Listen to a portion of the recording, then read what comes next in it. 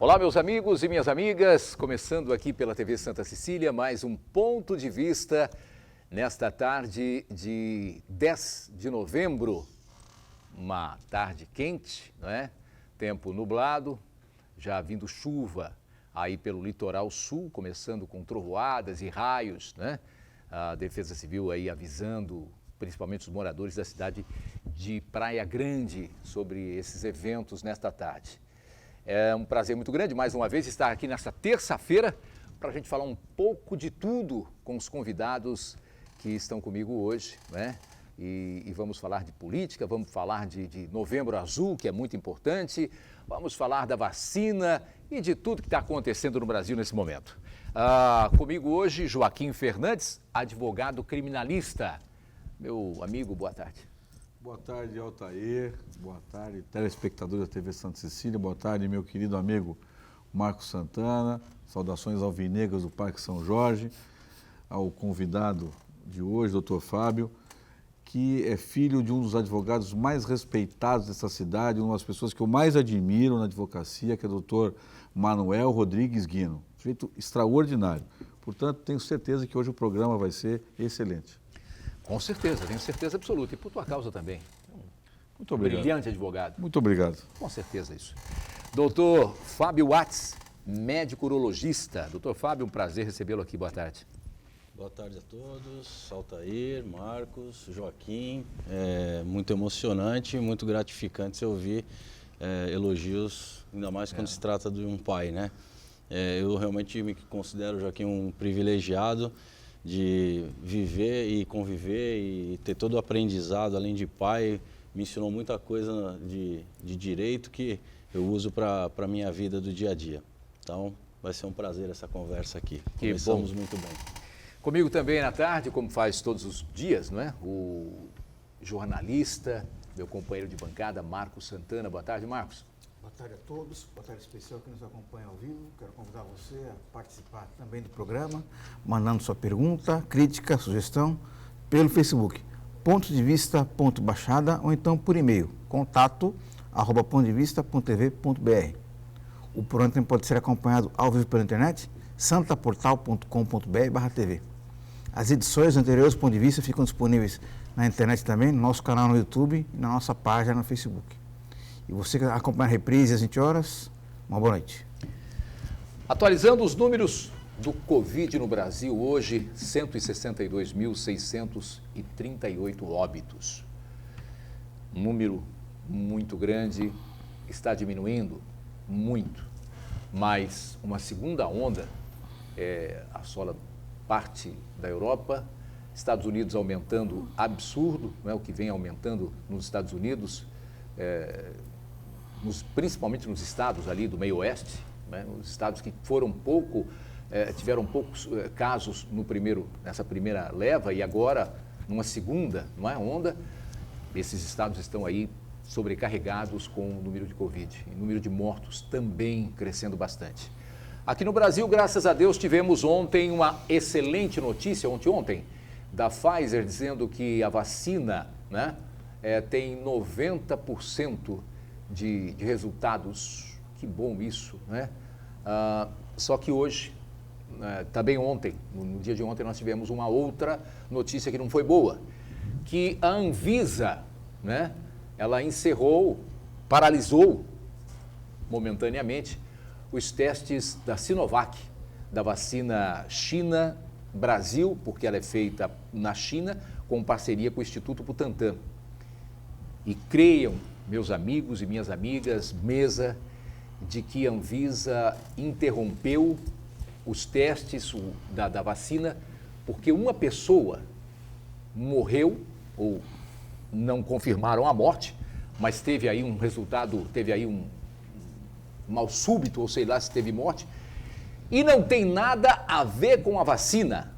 E eles sabiam que não tinham nada a ver com a vacina. E o presidente Jair Bolsonaro veio para as redes sociais e mais uma pérola, né, desse presidente. Ganhei mais uma, como se fosse uma guerra entre ele e o Dória, como ele diz. Eu fico envergonhado, né, de termos um governo dessa forma, que leva a coisa para esse lado. As pessoas morrendo, 162 mil mortes aí, cravadas. Se fizer uma recontagem, esse número vai aumentar e não vai diminuir, como muitos dizem, que muitos médicos colocam lá, a pessoa morreu de qualquer coisa e colocam que é de Covid. Isso é de uma falsidade, isso é de um mau, é de um mau caratismo que não tem tamanho, não é? Mas eu gostaria de ouvir aqui, começar com o doutor Fábio, nesse momento triste, né, que a gente vê aí, que fazem um leilão de vacina e principalmente quem mais poderia colocar a casa em ordem é o mais desavisado, é o pior de todos eles. Você tem alguma informação? Altair, eu tenho uma informação de última hora aqui, o site Antagonista publica agora, na verdade repercute uma informação transmitida pela TV Cultura de que o evento adverso grave, que se refere a esse paciente fatal aí, foi o suicídio. Portanto, não tem nada a vacina levou ele ao suicídio, né? Não tem nada a ver com Tinham falado até que era um atropelamento, mas foi o suicídio. Pronto, suicídio. Já colocaram. E que bom que coloquem as coisas assim. E a Anvisa já sabia disso. A Anvisa sabia, o presidente sabia. E isso nada mais é do que um jogo político sujo, doutor. Sujo. O cara morre, o cara se mata, né? E para o teste da vacina. Queria ouvir o senhor. Bom, eu acho assim, a politização da ciência nunca é saudável. Ciência, ela tem que ser independente. Nós estamos tocando as coisas a ritmo de toque de caixa, vamos dizer assim. O que nunca foi bom. As pesquisas e desenvolvimento de remédios e vacinas, elas se dão a longo prazo, porque existem fases de testes em humanos, né? Então, você começa a testar com poucas pessoas, depois, se não houver nenhum problema, você vai aumentando o grupo de testes até que você testa numa população maior. E mesmo depois dessa fase 3, e depois de uso, a indústria ainda fica sob vigilância, porque basta ter um caso de morte que realmente é para suspender. Mas óbvio que isso tem que ser provado e ser comprovado que houve uma interferência da vacina ou de qualquer remédio. Nós estamos falando aqui de qualquer remédio. Porém, não tem como não politizar uma doença que é uma pandemia, né? Que atinge a população em geral e que passa por decisões governamentais, né? Então, o que a gente pede é que realmente deveria ser uma independência, né? Os órgãos deviam ter essa independência, principalmente os órgãos ligados à saúde, para que a ciência transcorra da melhor forma possível, para dar segurança para a população, né? Nesse momento, a gente só pode se agarrar à ciência, né? Nesse momento, a ciência, a medicina é que vai nos salvar. Não adianta, não tem curandeiro, não tem político, não tem nada. É só a medicina, é só a ciência. Joaquim Fernandes, meu querido amigo, eu quero ouvir também, porque o que a gente coloca aqui, e o doutor Fábio colocou, que qualquer advento que ocorra numa experiência tem que se parar, lógico. Só que a Anvisa até poderia ter parado, não há problema nenhum. Só que, olha, uma das pessoas que estavam aí no teste veio a falecer devido a um suicídio, mas de qualquer forma a gente para ver se... Não, deixaram que era um advento da vacina, que era um efeito negativo da vacina. Passaram isso à população ontem. Olha, não sem razão, a última pesquisa nas capitais demonstrou que houve um decréscimo de aprovação do presidente Jair Bolsonaro nas capitais brasileiras, né? Especialmente no quesito ruim ou péssimo. Porque muitas vezes, e o doutor Fábio foi muito feliz quando, e obviamente privilegia os aspectos científicos, porque na verdade o que a gente está vendo eu não diria que só é a politização, é uma disputa política, por isso que eu não falei em politização, eu falo uma disputa política absolutamente insana entre o governador do maior estado do país com o presidente da República. Como se as pessoas que aqui morassem em São Paulo pudessem ser tratadas como o governador, como o presidente trata o governador. Porque, na verdade, quando o presidente da República fala ganhei mais uma, na verdade ele está querendo dizer o seguinte: eu, presidente, sou mestre em ciências, mestre em política, eu tenho o dom da adivinhação, não é? E trata os cidadãos brasileiros como pessoas que, sinceramente, estão à mercê de um governante completamente fora da casinha, né, para dizer o mínimo, e um governador que, apesar de dizer que está a favor da ciência, faz de cada evento público um evento de propaganda eleitoral.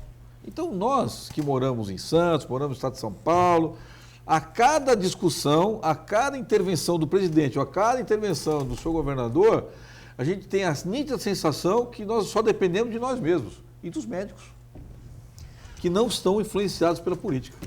Ainda bem, graças a Deus. E se a gente não se agarrar à ciência nesse momento, vamos nos agarrar a quê? Nós temos aí cerca de, me passaram um número, doutor, de 120 vacinas que estão sendo aí testadas. 120 vacinas, 120 experimentos. 120, experimentos aí em laboratórios, 10 já na bica e essas 5 aí, então, que o Brasil tem mais 120 laboratórios estão desenvolvendo essa vacina. É muita gente trabalhando nisso, né? É porque existem vias diferentes na parte imunológica de se trabalhar, então métodos diferentes. Então, um já aproveita um método de vacinação que existe, o outro vai por outra via. Então, são vacinas, apesar de ser a vacina para a mesma finalidade, que é tratar um vírus, você tem vias diferentes, né? Então, são usados metodologias diferentes e cada uma tem que ser aprovada e passar por esses mesmos testes, né? Então, é por isso que tem essa margem toda tão grande, esse leque tão grande de indústrias, de gente pesquisando. Deixa eu me socorrer aqui, doutor Fábio, para não falar bobagem aqui, e dizer o seguinte, pelo menos as 3 vacinas que estão aí, essas 4, vamos colocar as 4. A da China talvez seja mais segura, porque ela vem com um vírus inativo. Foi a explicação que eu ouvi de alguns médicos, de alguns infectologistas. Ela tem um inativo, ela pode até não ter uma eficácia, isso vamos ver depois, mas o perigo, a segurança dela é maior que todas. A vacina que vem de Oxford é uma vacina com vírus atenuado, é isso? Atenuado, quer dizer, pode dar um piripaque maior aí na hora de tomar, mas também é segura. Vamos chegar à segurança delas. E adenovírus, é isso? Adenovírus? Uma delas que foi misturado com o vírus do macaco, tirado uma parte, quer dizer, cada vacina tem um segmento. Então, é isso mesmo que a gente estava falando, cada uma, mas não é porque a vacina é de vírus atenuado que ela não tem que ela tem mais risco ou menos risco. Os riscos vêm com as pesquisas, com os resultados, com a evolução da vacina. A gente tem uma gama enorme de programa de vacinação aqui nesse país, que é uma das poucas coisas que deu certo na saúde pública, né? Vacinação. É o melhor do mundo.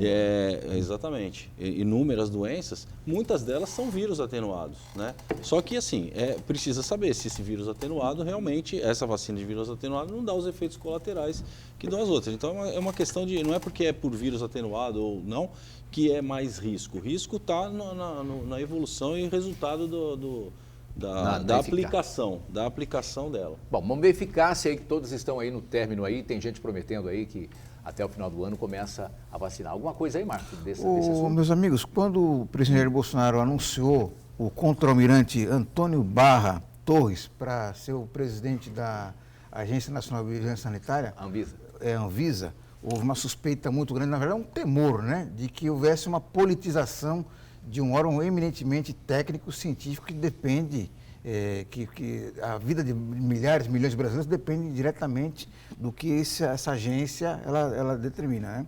E agora, mais do que nunca, essa politização está mais do que confirmada.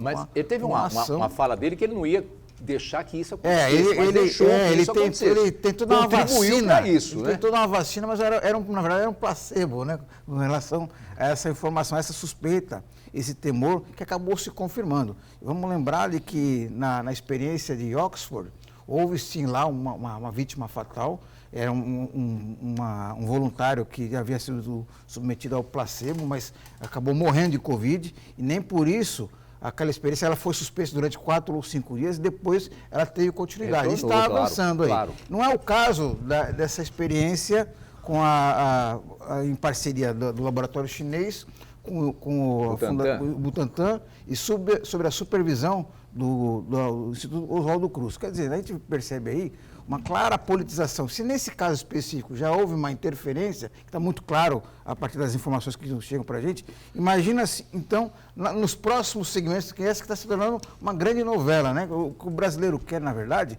é que ele tenha uma vacina segura e eficaz, independente das brigas politiqueiras que estão acontecendo. Não é só o Brasil que quer, não. O mundo inteiro está esperando essa vacina chegar. O mundo inteiro está desesperado. É o presente que a gente pede a Papai Noel. Papai Noel, por favor, traz o carrinho cheio de vacina. Todo mundo vai tomar. Ou é da Rússia, ou é da China, ou é de Oxford, ou é da Alemanha, dos Estados Unidos. Qualquer que seja a vacina. De onde vier a vacina, nós queremos, nós precisamos dessa vacina. Agora, que é uma covardia, que foi uma covardia do Instituto Butantan, do presidente Jair Bolsonaro, se estiver envolvido nisso, até não sei se está envolvido, mas veja, só o fato de ele dizer, ganhei mais uma, prova, não é? O presidente que nós temos aí, a vergonha que nós estamos, olha, eu estou envergonhado, mas envergonhado mesmo, envergonhado de mim. Eu vou até explicar por quê aqui, porque eu no primeiro turno votei no Geraldo Alckmin. Eu gosto de ser verdadeiro, né? Eu acho que a coisa... Para que as pessoas possam acreditar em mim, eu tenho que ser verdadeiro. E no segundo turno, para não votar no PT, que eu acho que o PT já tinha feito muita coisa errada, não é? Eu não queria votar no PT, eu votei no Jair Bolsonaro. Então, eu estou com vergonha de mim, da bobagem que eu fiz de colocar esse presidente lá, que vou te contar, ele e o Trump não tem muita diferença não do outro. A diferença é que um apresentou o programa, o outro não sabe fazer nem programa de televisão. Joaquim, quer falar mais alguma coisa sobre isso? Cara, que assim, Tá. até na semana passada houve parece que um agente da Anvisa morreu e há uma orientação do governo para que não haja a informação de que morreu por Covid, né? E sim por uma enfermidade. Verdade. Né? Absurdo. Então, assim, como você muito bem falou, né? Nós temos, neste momento de crise, que você vê o líder que você tem ou não, o estadista que você tem ou não. Olha, né? é só você colocar aí que os dois países que mais perderam vidas foram o Brasil e os Estados Unidos. E foram os dois negacionistas, né? Tanto o Trump quanto o Bolsonaro negaram o Covid até o último instante, e negam até hoje. Que é uma doençazinha que... Pô, eu vi um comentário de um grupo aí, mas morreu só 1%. Morreram 126 mil pessoas no Brasil, gente. Vem falar, é só 1%, que 1%? Né? A gente está falando de vida, não é número. Quando morre uma pessoa, é uma tragédia para a família. É esse que é o problema. E aí o cara morre de suicídio e a Anvisa suspende. Para a família é 100%, né, Altair? Para a família que perde o ente querido, é 101%. Não é 1%. Então, você que é seguidor do Jair Bolsonaro, não faça isso. Não faça isso. Você tem filho. Se não tem filho, tem pai, tem mãe, tem irmão. Não faça isso. Não entre nessa. Deixa eu mudar de assunto aqui. Aliás, doutor, fica à vontade, por favor. Só dar uma complementada. Isso não é um dado oficial, obviamente, é um dado oficioso. Você falou de segunda onda. Eu não sou infectologista, eu sou urologista, mas eu trabalho dentro de ambiente hospitalar. Sim. E o que a gente tem percebido é que há, notadamente, um crescimento e uma procura, e os prontos-socorros estão enchendo novamente, e as internações estão aumentando novamente, nós estamos tendo realmente uma onda. Os hospitais se mobilizaram inicialmente para UTIs, abriram novos leitos de UTIs e tal, e agora houve um período de decréscimo, mas parece estar aumentando de novo. De 10 dias para cá, isso, né? Mais ou menos, né? Mais ou menos, talvez na última quinzena. E aí o que se fala, talvez tenha uma curva diferente que está se desgarrando, que é a questão de mortes e número de casos. E o que a gente ouve os infectologistas falarem é que talvez o número de jovens acometidos está aumentando, porque houve a liberação, né? A gente ficou agora socialmente mais livre, e então esses jovens obviamente não morrem tanto quanto os idosos, né? Então aumenta o número de casos novamente por causa da exposição e por causa do contato, e o número de mortes também vai diminuindo paralelamente a isso, porque talvez os idosos passaram a ficar muito mais preocupados em se isolar, e também porque os tratamentos, apesar de empíricos, também é outra coisa, né? Parece que começou a entrar numa fase, já estão aprendendo um pouquinho como é que é a evolução da doença. Então, a precocidade do início do tratamento, ela ajuda a diminuir a evolução ruim que essa doença pode ter. Mas, realmente, só alertar para que todo mundo tome realmente os devidos cuidados e não deixe essa segunda onda, digamos assim, ou a coisa se alastrar novamente enquanto a gente não tiver a vacina. O doutor colocou bem aqui que no começo o que os médicos diziam é o seguinte, olha, fique em casa, né? Sabe por que diziam isso também? Primeiro, porque ninguém conhecia essa doença. Ninguém sabia nada do Covid. Ninguém.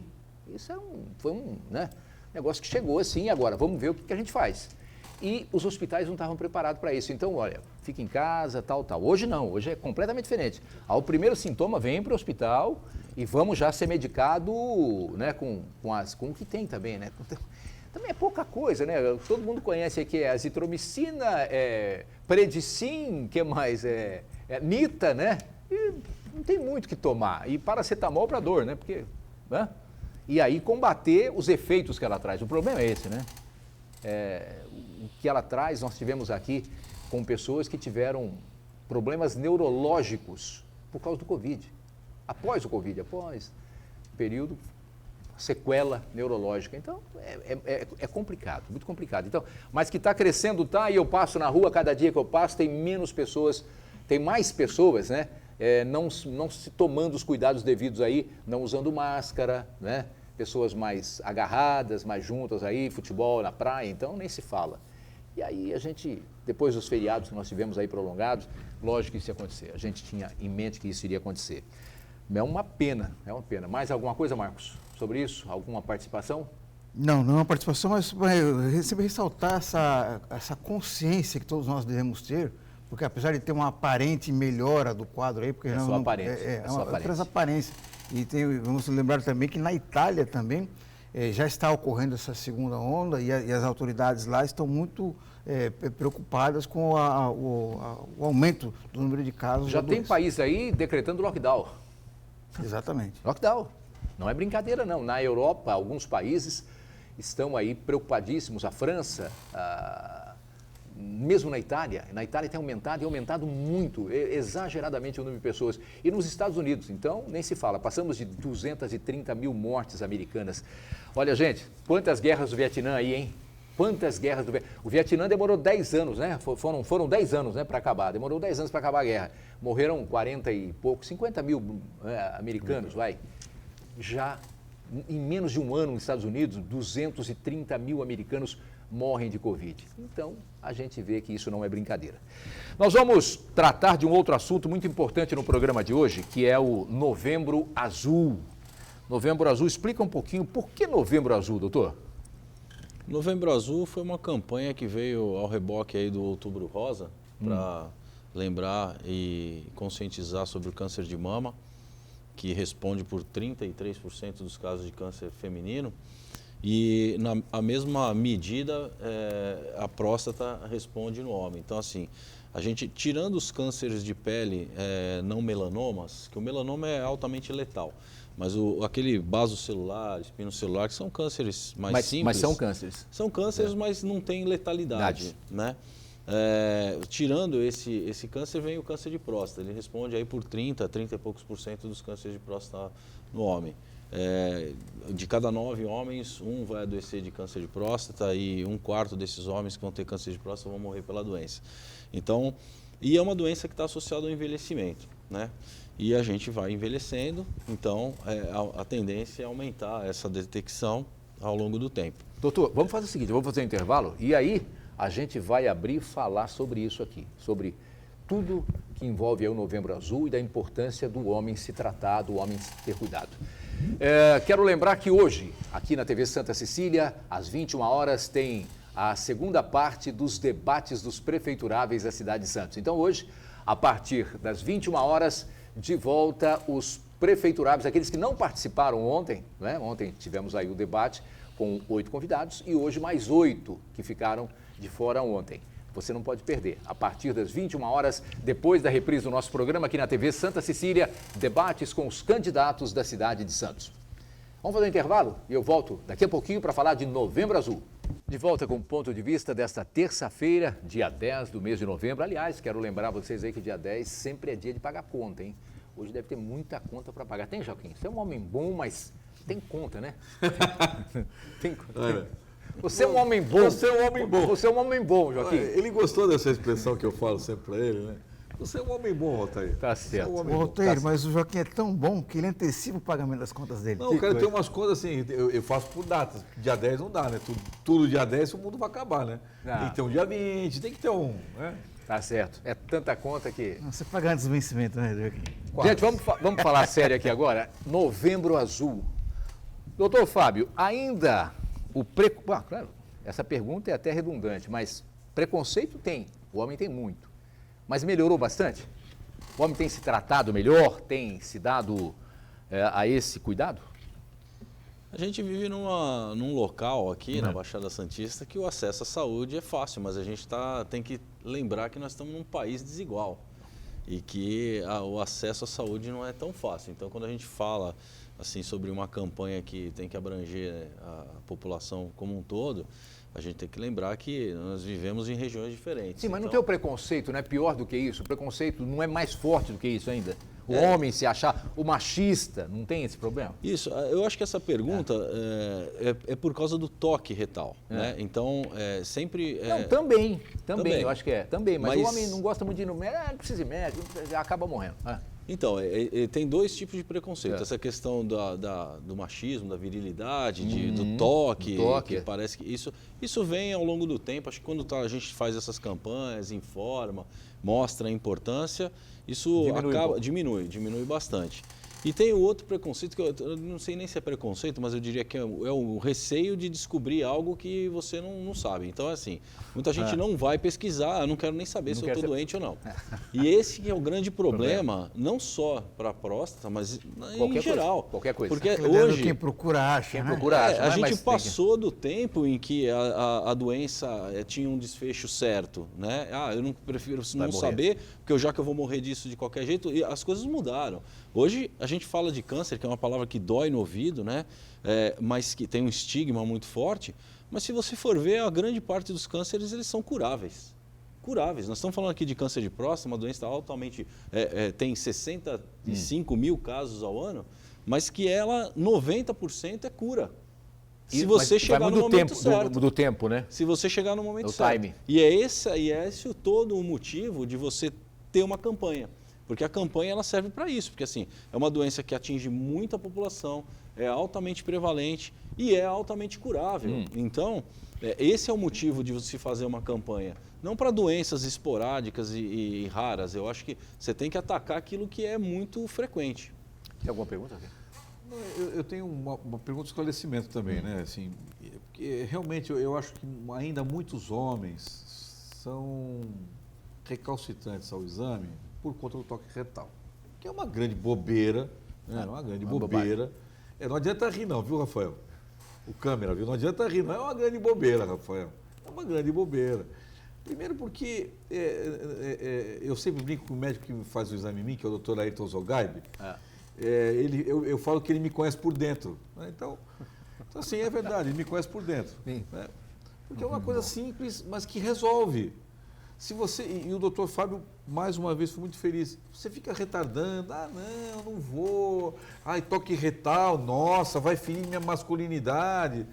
Cara, desculpe, isso aí não tem nada a ver. Quanto mais cedo descoberto, o mais índice chance de cura é maior. Não é verdade? Então, assim, se você fica ouvindo as pessoas falar que mulher, quando põe silicone, né, fala para todo mundo, olha, põe silicone. O homem, quando vai no urologista... Ele escolhe, né? Ele encontra com o doutor Fábio na rua, ele cruza a rua, fala... Se ele vir para cá, eu vou tenho mais de negociar. 50, cruzei com o doutor Fábio na rua, eu falo, ele já conhece o doutor Fábio intimamente, né? Então, ele cruza ali, nem passa perto do doutor Fábio, nem passa perto dele. E o assunto é sério, hein, gente? Não, é verdade. E o assunto é sério, não, é pô. sério. As pessoas não gostam desses assuntos, né?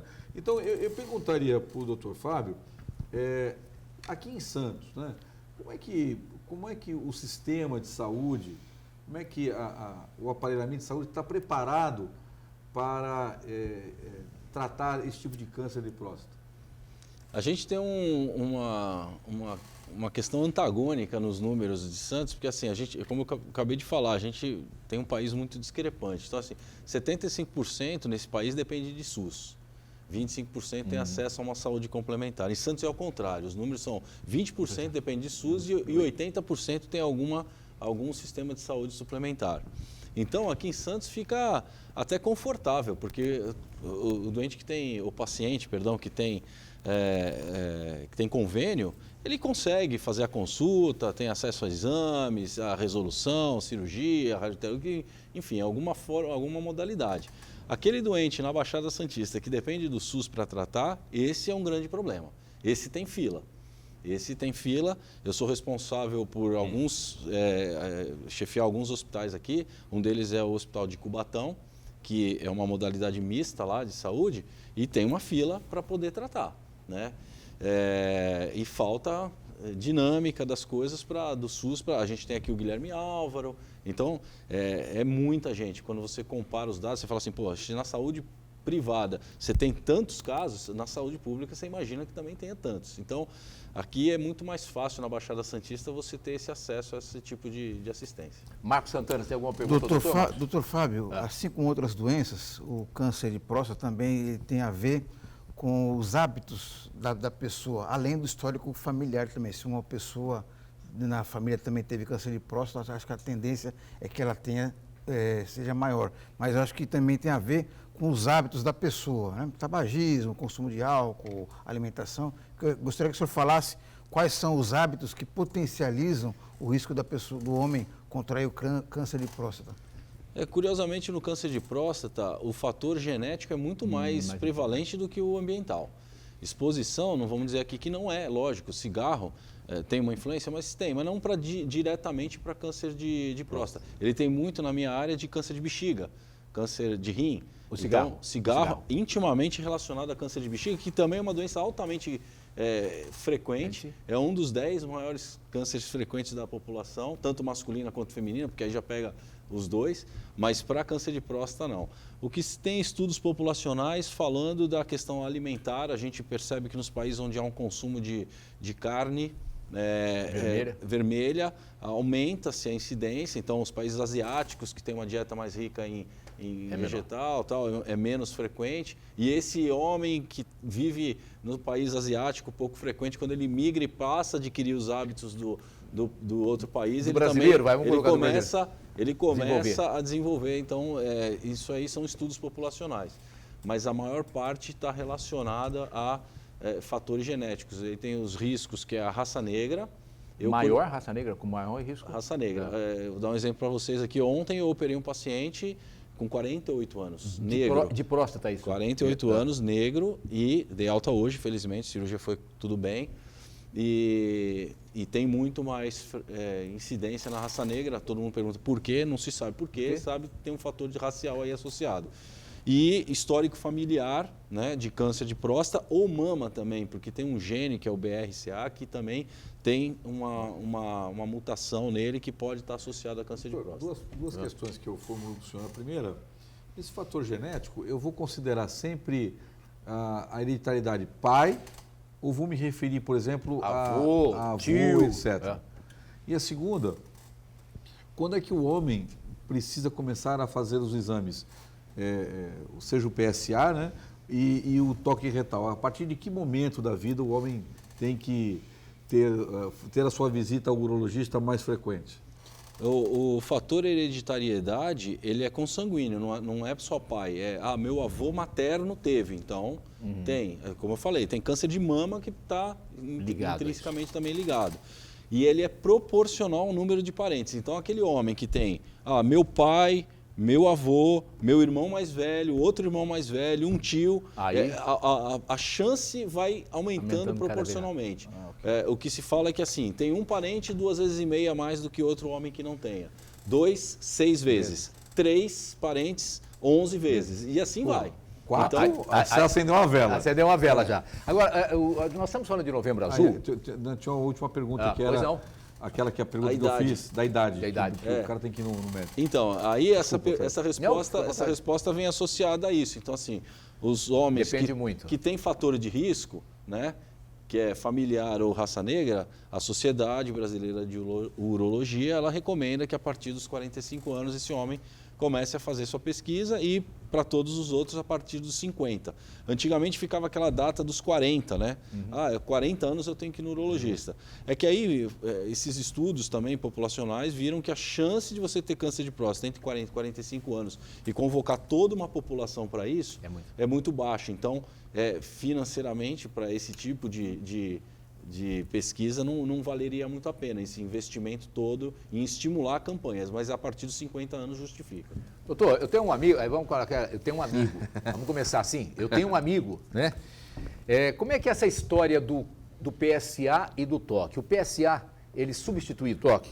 Ou o toque substitui o PSA, ou tem que ser os dois, ou só faz o toque se o PSA deu uma diferença? Como é que é isso? Eles se complementam, se complementam. Eu acho que o dado mais importante que a gente tem que sair aqui na cabeça é assim, mesmo que o homem não queira ou tenha algum preconceito, que a gente falou, eu não quero fazer o toque, mas pelo menos vai ao médico, ouve as explicações, faz o PSA, pede o PSA, né? Meu amigo pede o PSA de 6 em 6 meses. Existe uma substituição em relação ao toque. O exame físico nunca é substituível. O exame físico, muita gente reclama, poxa, eu fui ao médico, nem olhou para minha cara, não me tocou. Nem me tocou. E aí, quando a gente quer examinar um paciente... O cara fala, pô, até me tocar, quer me pegar? Tem o preconceito. Então, assim, exame físico é sempre fundamental. Não, a gente está falando aí de telemedicina, teleconsulta, não substitui. Quando um paciente entra no meu consultório, eu estou olhando ele já a postura que ele está entrando, o jeito que ele anda, a face... Então, assim... É que esse médico, doutor, que o senhor está colocando aí, que o senhor parabéns por isso, e não são todos. Tem uns que realmente não tocam nas pessoas. Tem um que... O que você tem? Não tem? Você está sentindo... Se eu soubesse que eu tenho, eu não vim aqui, doutor. Mas parabéns por ele. Não, é verdade. Quando a gente pega um médico que examina... Essa semana, eu estive num médico, desculpe interrompê-lo, mas até é importante falar isso. Eu fui num médico... Posso falar aqui, doutor? Posso falar aqui? Posso? Do doutor Edmir Boturão. Quero mandar aqui um abraço, doutor Edmir, que eu estou com excesso de ferritina. Excesso de ferritina, né? Quando o normal é de 300, eu estou com 1.000. Então, vamos lá. E a gente faz um monte de exame e a gente não descobre o que é. Não descobre o que é. Aí eu fui no doutor Edmir e ele me examinou, cara, inteiro, né? E eu achei que ele ia falar, bom, vamos pedir aqui os exames e tal. Além de ver todos os exames que eu já tinha feito, o doutor Edmir me apalpou inteiro. Falou, aqui, as costas, a pressão. Então, esse detalhe que o senhor está colocando aí, é que a gente tem que chamar atenção. Os novos médicos, quem está se formando aí, acho que tem que examinar. Acho que é um ponto sensacional isso. Parabéns. Infelizmente, isso virou exceção, né? Mas o que deveria ser a regra ainda. A medicina se transformou, eu concordo que a gente tem muita tecnologia, a gente tem exames super modernos e tal, mas ainda precisa da presença do médico examinando. Tem que ouvir o paciente, Sim, né? Tem que ouvir, tem que sentir, tem que entender. Esse contato interpessoal, ele não vai ser substituído. E aí vem essa questão, né, o que a gente estava... Eu acho que perdi a... É que eu falo, eu interrompi aqui, né? Ele estava falando do PSA, se ele substitui, de substituir. Né? Então, assim, toque e PSA. Eu estava explicando agora, me voltou a questão do percentual. Existe 20% dos homens com níveis de PSA normais e que têm câncer de próstata. Eita! E aí entra a questão do toque, né? Mas existe exame mais moderno? Existe. Tem ressonância. Só que assim, você vai sair pedindo ressonância para todo mundo se você pode fazer um exame de toque? Coisinha rápida? Custo influencia. Ressonância não é um exame... Barato, né? Não é barato. Você tem que entrar naquela cabine que muita gente tem Capaz, claustrofobia. Às vezes você tem que ser sedado, tem injeção de contraste, tem risco. Então assim, vamos conversar. Rapidinho, doutor, vai só fazer um carinho. Eu vou fazer um intervalo. Aliás, antes de fazer o intervalo, eu quero dizer que tem um amigo meu que manda flores pro doutor, tem um médico dele aqui, ele manda de mês em mês. Não é se apaixonar pelo urologista. Mas é um homem bom. Um homem bom. Vamos fazer um intervalo e eu volto daqui a pouquinho para conversar sobre... Continuar falando aqui do Novembro Azul e também quero falar de pesquisa eleitoral. Tem pesquisa nova em São Paulo, gente. Olha que maravilha. Volto já. De volta aqui com o ponto de vista desta terça-feira, dia 10, né? E recebendo aqui o doutor Joaquim, criminal, né? Por que não? Eu ia falar doutor, mas não é doutor, não é médico. Não, eu sou é advogado. doutor, advogado. Doutor, Não, advogado. Eu sou Por favor. advogado. Eu gosto de ser tratado Sim. pela minha atividade profissional. Sou advogado. Me permita eu apresentar o senhor como doutor Joaquim, devido à sua competência, por favor. E ao lado do médico, o doutor Fábio Atz, não é, que é médico urologista, para falar do Novembro Azul. Doutor, não é só o problema da bexiga e nem da próstata, o Novembro Azul engloba tudo do homem? É uma oportunidade. Ou tem específico nisso? Não, a campanha do Novembro Azul é para tratar da saúde masculina. É que dia 17 a gente tem o dia de comemoração, a combate, não é comemoração, mas o dia mundial de combate ao câncer de próstata. Então pegou esse mês e aí pegou o gancho. Mas é isso que a gente está falando aqui. Eu acho que quando o paciente chega ao teu consultório, você tem que aproveitar e ter uma visão holística dele, né, mais completa, né, e ver o todo. Quantos pacientes eu não faço diagnóstico de diabetes? Eu, urologista, faço diagnóstico de diabetes. Porque eu vou examinar lá, tem uma inflamação no pênis que é muito sugestiva, eu peço exame e está lá, confirmou. Então a gente consegue fazer diagnóstico de outras doenças, aproveitar aquele momento, já que se é um paciente que obviamente que tem o hábito, vai ao seu médico, seu cardiologista, já se cuida, é uma coisa. Mas quando você vê que o paciente já não tem aquele cuidado e aquela assistência, a gente aproveita para realmente fazer uma investigação um pouco mais completa, né? É muito importante isso. Está falando aqui de cardiologista, eu lembrei do meu cardiologista, doutor Sérgio Paulo, né? Cardiologista, acho que vários de nós aqui, né? Doutor Sérgio Paulo, que infelizmente também faleceu com Covid, né? E as pessoas no Brasil não dão muita bola para essa coisa da ferritina que eu falei aqui, que eu tô, mas colesterol, triglicerídeos, ou triglicérides, eu não sei qual é o nome correto disso, cada um fala de um jeito. E essas coisas, e o diabetes, que mata e mata muito, né, doutor? As doenças mais frequentes que a gente tem, a hipertensão. Hipertensão, as mais diabetes, comuns, né? Que mais matam, né? E que até tem impacto na urologia também, pacientes que desenvolvem insuficiência renal, né? Por conta dessas duas doenças, disfunção erétil, né? Também tem muita por causa relação. Da pressão alta e da diabetes. E da diabetes. É uma queixa frequente. Amigo, você que está em casa, toma cuidado, né? Por isso que eu falo. Cuida. O médico urologista, ele tem que realmente, ele é um médico preparado para... E todos os médicos, apesar de especialistas, tem que ter uma visão geral do paciente e ampla da medicina, né? Então, o dia 17 é o dia que comemora o combate ao câncer de próstata, esse? Exatamente. Então, o Novembro Azul, você que é homem, que está nos ouvindo aí agora, pai de família, principalmente, tem a responsabilidade, né, de cuidar da família, de todos aí.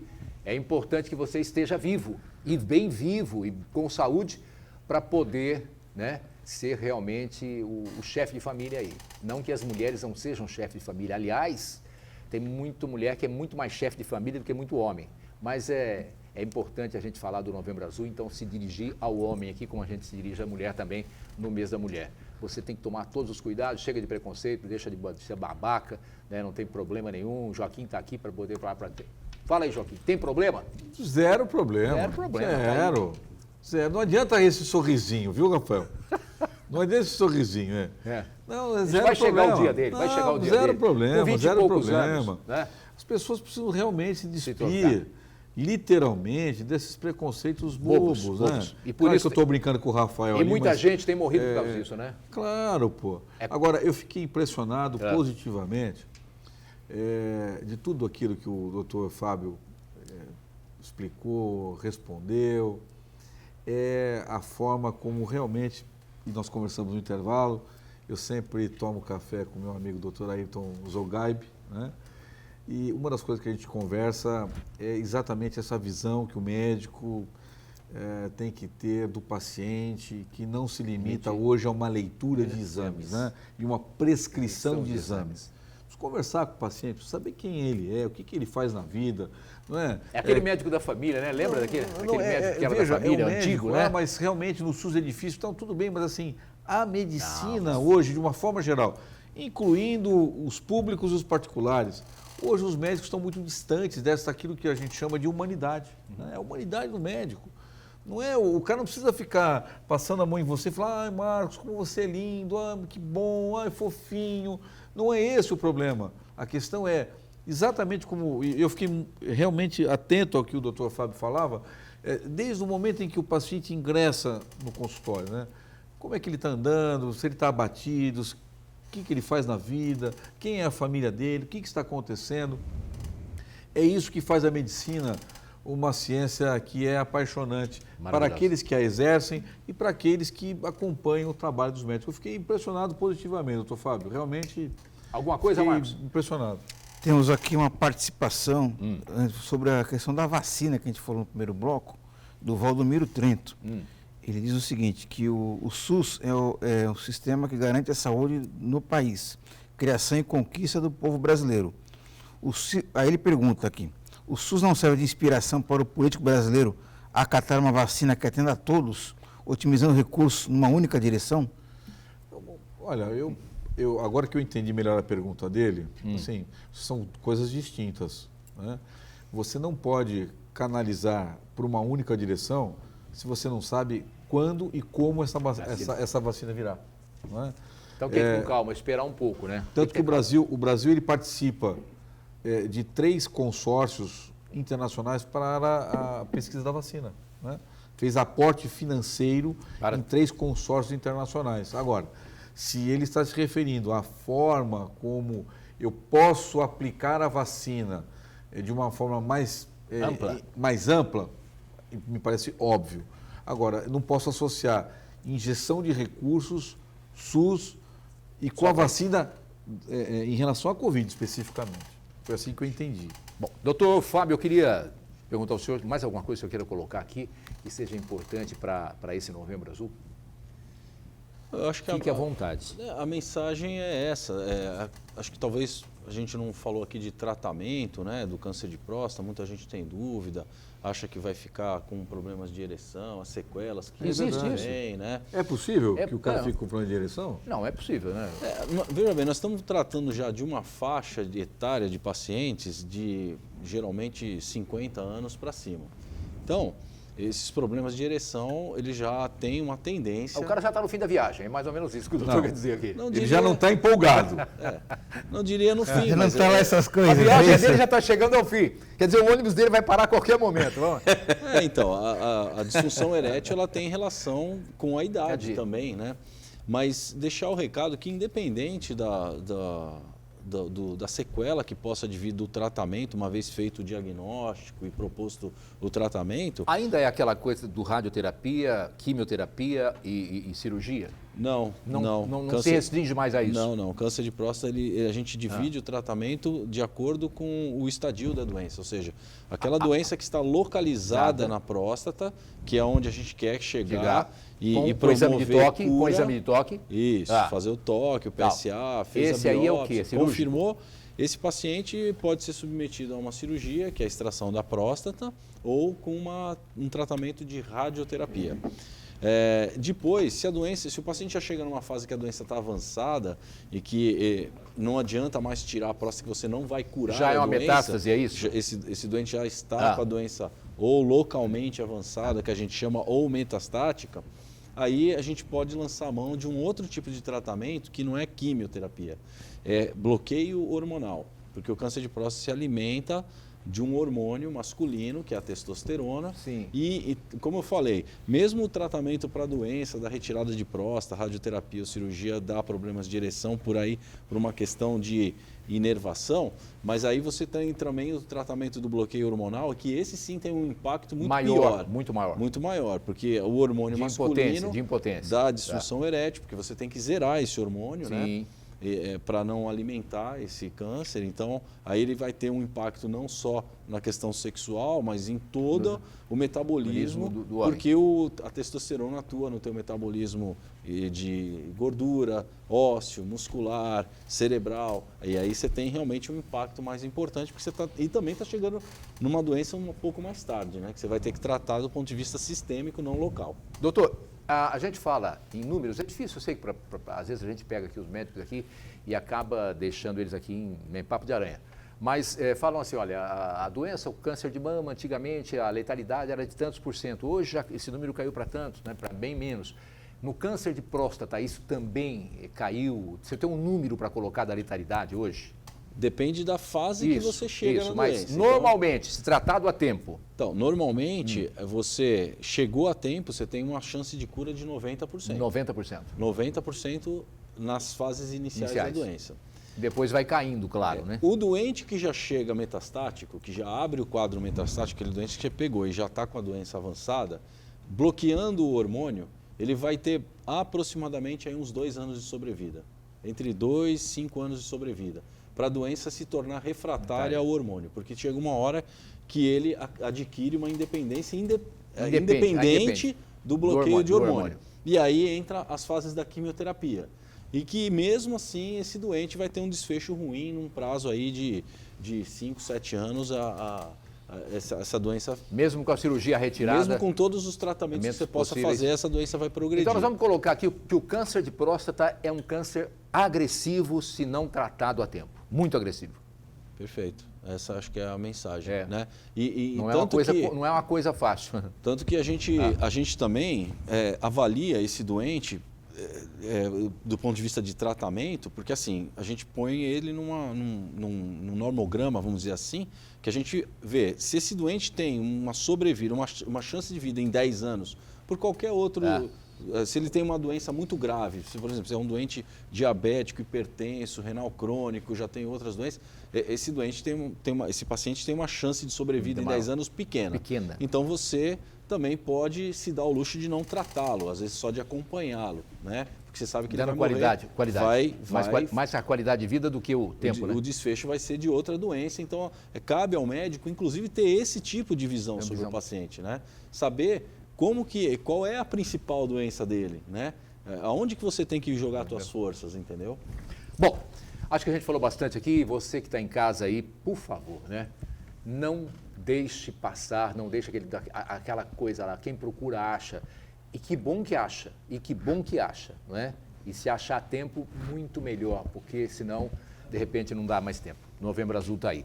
Para encerrar o programa de hoje, eu quero falar aqui de uma pesquisa que saiu em São Paulo, né? Mais uma pesquisa em São Paulo. Essa é Datafolha, essa é Ibope, né? Ibope. Bruno Covas com quanto, o meu querido? Vou resgatar já os números aqui. Bruno Covas, a pesquisa... uma esticada agora, gente, que olha, há chance, segundo alguns analistas do Ibope, dele ganhar essa prefeitura em primeiro turno. Há uma chance, não é assim uma coisa que vai acontecer, não estamos dizendo que vai acontecer não, mas a chance de buscar a reeleição em primeiro turno é bastante grande.